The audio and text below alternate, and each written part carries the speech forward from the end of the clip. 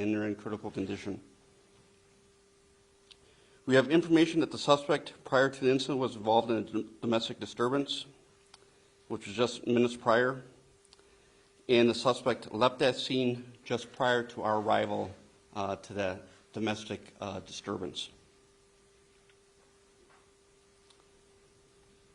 When the suspect was driving through into the crowd, one officer did discharge his firearm and fired shots at the suspect to stop the threat, but due to the amount of people, had to stop and did not fire any other additional shots. The officer is on administrative leave as part of the department protocol. No one was injured as a result of the officer firing his discharging his firearm. The subject was taken into custody a short distance from the scene, and we are confident he acted alone. There is no evidence that this is a terrorist incident.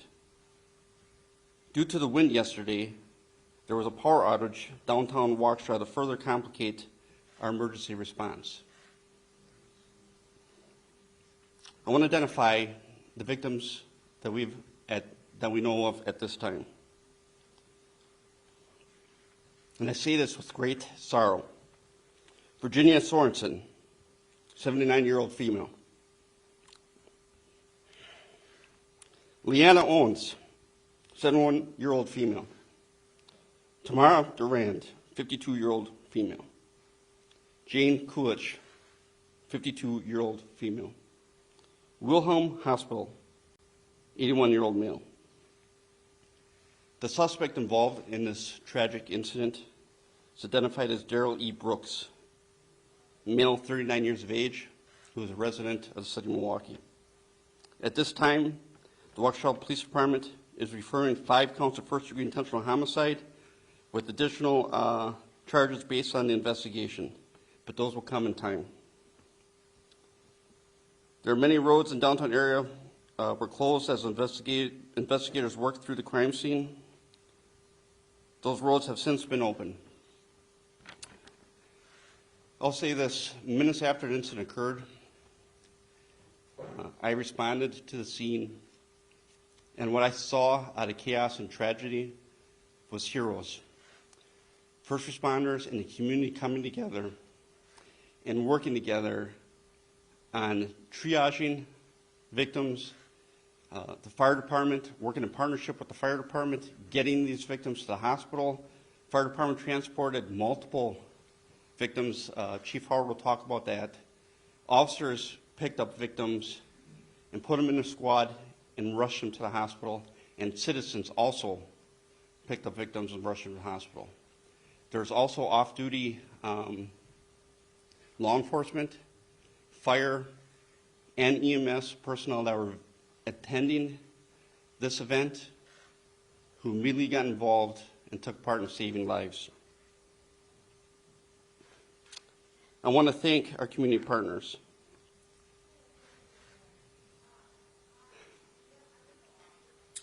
I want to dispel some rumors. There's no pursuit that led up to this incident. This is not a terrorist event.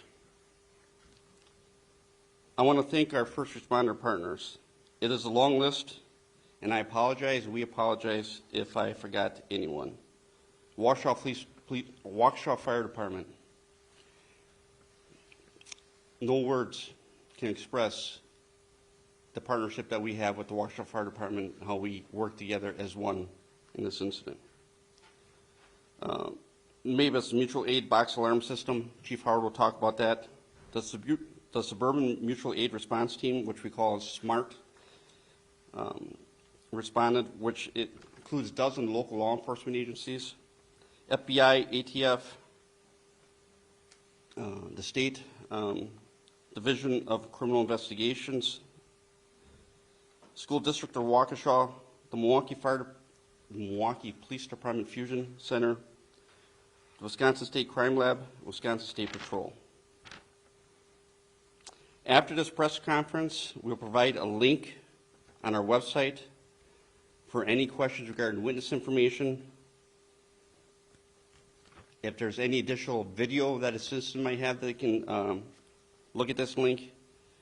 or any family members or individuals that need to recover property. The Waukesha Police Department website is the only source for information.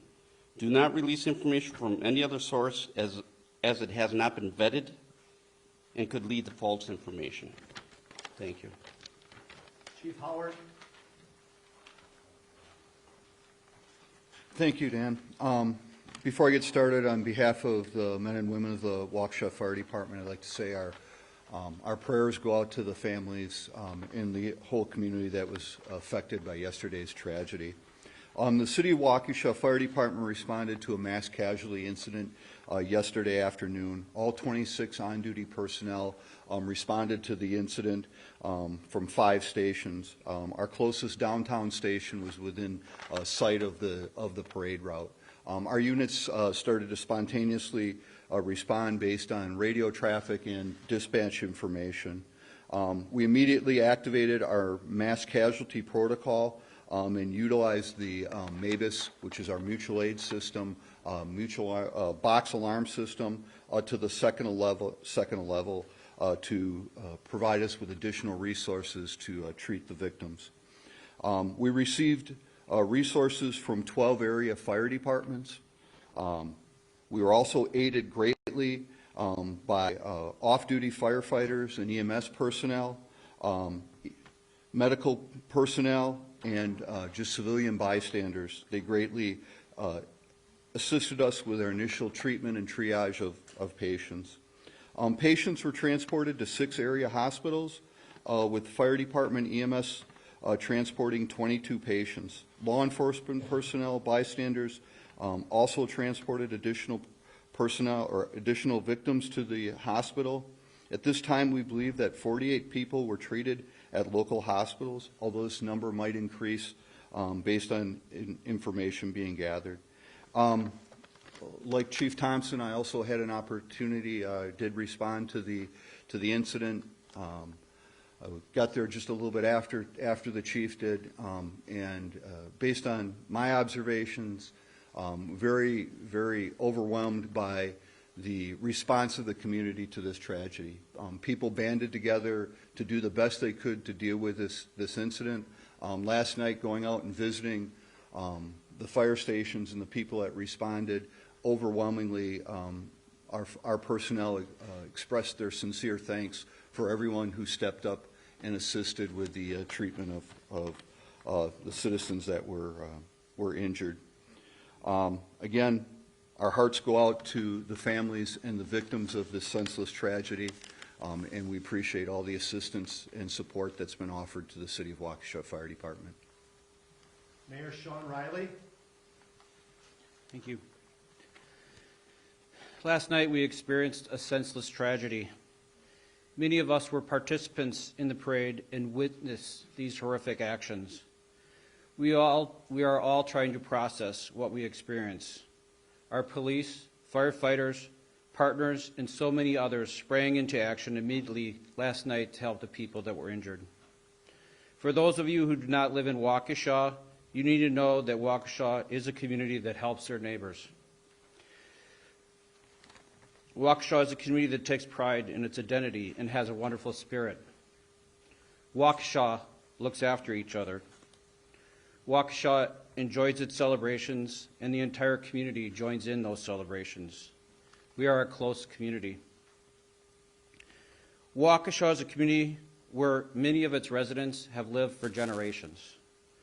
Waukesha is also the type of community where new residents tell their friends to move here because it is so special. Waukesha has held what can be described as a Norman Rockwell type of Christmas parade for almost 6 decades. Last night, our wonderful Waukesha parade became the scene of a horrific tragedy. Last night, that parade became a nightmare. Last night, many were severely injured. Last night, lives were lost during the middle of what should have been a celebration. Last night, many were severely injured, lost their lives, and all who were there were traumatized. We experienced a horrific tragedy. We have so much healing that needs to occur. Waukesha, though, will not be defined by the horrific events of last night. We are a community that will come together. We will help those who experience the loss of a loved one or were injured.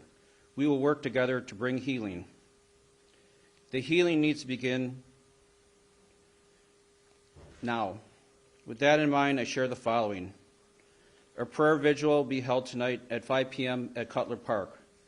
The Waukesha Public Library, which is immediately adjacent to it, will be closing at 4 p.m. so the public can utilize that parking lot.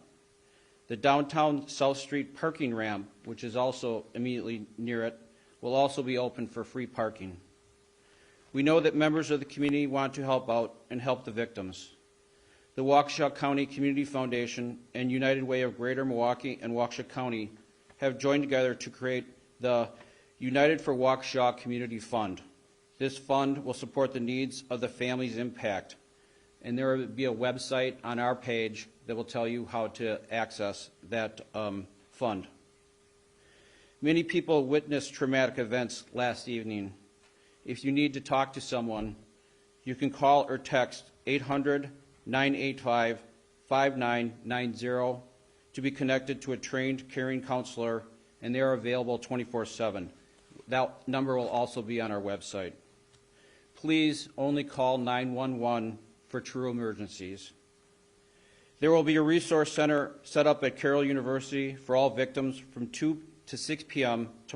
Tuesday and 9 a.m. to 1 p.m. on Wednesday. That information will be placed upon our website.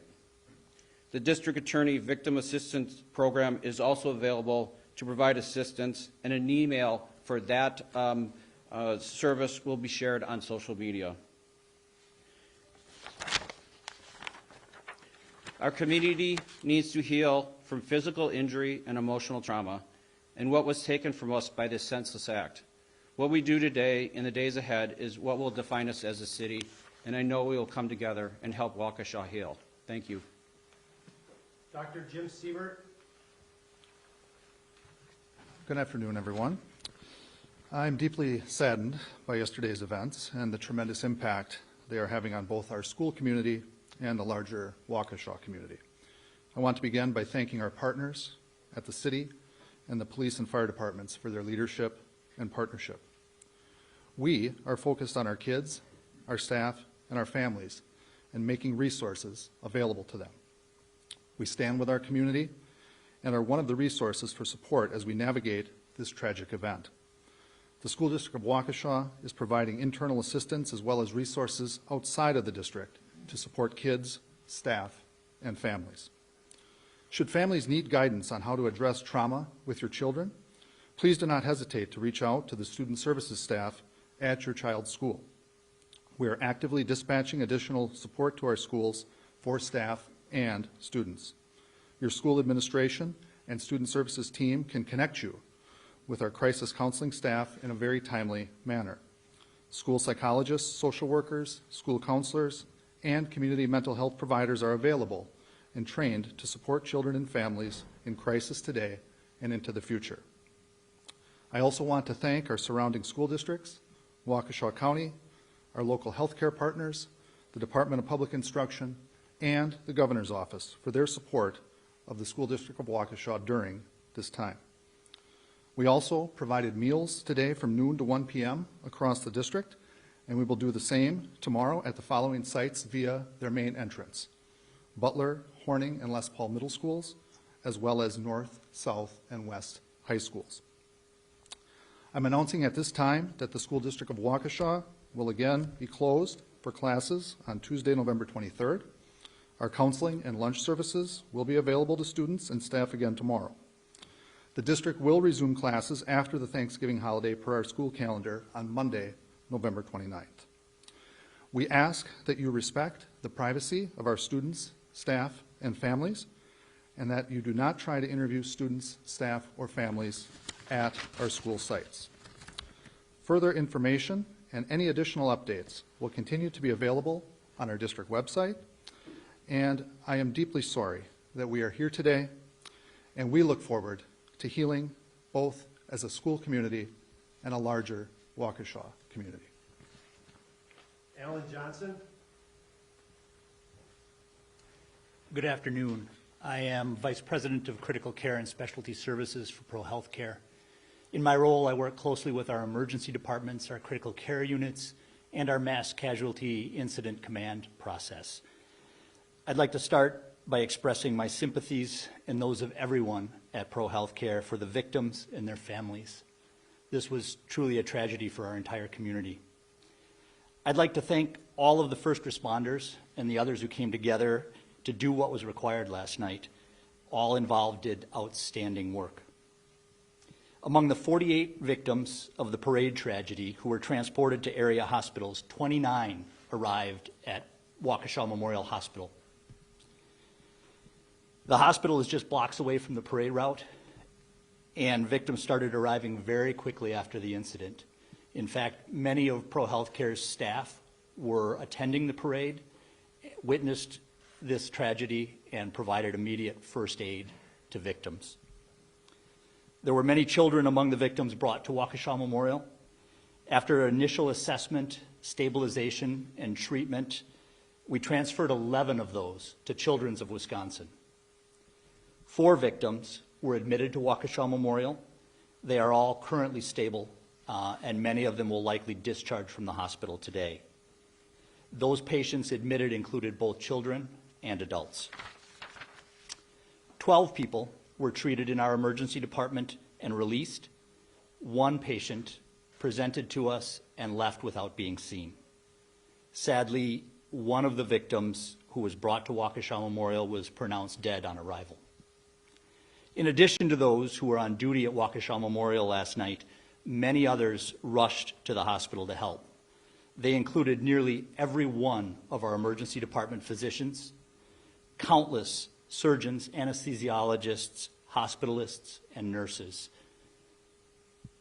What I saw on display last night in response to this crisis was nothing less than the highest level of professionalism. Our coordination with local fire and local EMS worked flawlessly in the face of this incident. And on behalf of Pro Healthcare, I want to thank everybody for participating. Thank you. At this time, we'll open it up for a few questions, but be mindful. Nick, I'll start with you from Channel 12. Be mindful that we're going to be limited in scope with the information that we can be released at this time due to maintaining the integrity of the investigation, moreover, to the judicial process. We want to be transparent, but we're also mindful that we're not going to compromise in any aspect of this investigation. We're dealing with 5 counts of intentional first-degree homicide here. Please be mindful of those when you ask your questions. Nick. What can you tell us about the arrest? Where was he located? Was there an incident there? Was he injured? Did he say anything about what led up to this and what happened and why he kept going? There's about 5 questions in that one question, so I'm going to do my best to try to answer that. We can tell you that the investigation does not indicate that there's any type of domestic or national type of terrorism. We can tell you that there was some type of disturbance that we suspect was between the suspect and another individuals at a different location just prior to the incident. Shortly after this tragedy occurred, officers immediately identified the suspect vehicle, and shortly after that, they apprehended the suspect. The suspect had no injuries. And then after he was detained, he was taken to our custody. Did he say anything about why he didn't? That's still ongoing. And this is a fluid investigation. What we do not want to do is jeopardize the integrity of this investigation at any point. Right now, our focus, the Waukesha Police Department's focus, the City of Waukesha's focus is the families, the victim, and due process, right? Because that's important. Brett Lemoy. Is this for the chief? Okay, go ahead. Can you just elaborate on that domestic situation? We understand that there may have been a knife involved, and did you know someone in the parade? So we have no information that Brooks knew anybody in the parade. But I will say this. We weren't able even to respond to that domestic call before it actually, so we couldn't even investigate it. So was there initial complaint of a knife being involved? Yes. Do we know if there actually was one there? We don't know, because we didn't even make it there. We ended up immediately responding to the crisis. 58? Who's this for, 58? A chief or? There's been a lot of confusion about just how this person got to the parade. I guess questions about barricades and that kind of thing. Is there anything that's come from your investigation that you can speak to about why that would be, how we actually got through and managed to get into this town? I'll tell you this, we actually had a squad and barricades up, and he drove right through the barricades and the officers. When the officers tried to engage and stop the threat, he still continued through the crowd. We're going with Channel 4 next. Be mindful of the rules.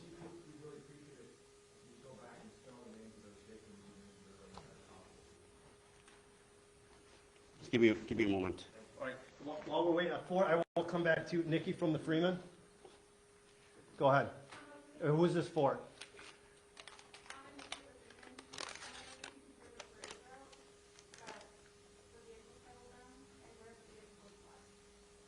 The parade route where the vehicle entered was in the area of Hartwell and Main Street, and the end of the parade route where the vehicle took off from was like Entrance Park, Main and Maple area, Main and Wisconsin Avenue. Okay, back to 4. Are you ready? Yes. Okay. I'm going to repeat the names. And again, I apologize for getting emotional about it. We're going to put it on the release. I'll put the names out on the press release. We'll post that on the internet so we get all outlets. Yes, state where your agency is from and your who you'd like to speak to. Chief Howard. Chief, what did your first responders see at the parade? Many of them were there to see a protest parade. What did they say to you? It was just, I guess for lack of better, just carnage, likening it to a war zone. There were adults, children that were injured. Some of our first responders were there with our families. They left their families to treat people, helped with incident command, helped transport, along with many other medical personnel and people that were there. But I guess what stands out in my mind from our conversations is we do have people who have military backgrounds and likened it to a war zone. I'll get 2 more questions. I'll go back right there. Gentleman with your hand up, your agency, and who would you like the question to? Okay. You told us anything about this suspect's previous record, allegations that he may have tried to run over his girlfriend in the past, another person. I'll tell you, my focus, our focus right now is this incident. This tragic incident is what we're focused on, and the families and victims of this incident. Thank you. Go ahead. For state, who would you like to speak to, Chief Thompson or Chief Howard? Okay. Okay. Yes. Talk to us about those families who are grieving that you know. What memories do you have? I'll talk about the incident itself and being there and seeing. I'll give you one. As I'm watching officers and fire personnel triaging and taking victims, putting them in ambulances and putting them in squad cars, I have a nurse who walks up to me and says, "My mother was injured. Can we get her help?" Sure enough, we helped her get her mother into a vehicle, and we escorted her, the vehicle out of the scene safely. This is for the family. I'm going to ask you to respect the family. This is a very tragic incident, and again, it's still fluid, and ongoing. All right. We're gonna stop the questions right there. Like I said earlier, we will put a press release out here shortly, probably within the next 60 minutes. It's going to identify the links. It's going to identify some of the phone numbers that people can reach out to. At this time, we do not have a follow-up press conference at this time. Everything will be done via press releases. If there is a press conference, we will give everybody, all of our affiliates, ample amount of time to come back to City Hall. Thank you very much. Ages 52 to 81? Ages of the victims 52 to 81? Yes, and we'll put their names out here shortly. Yes, my apologies.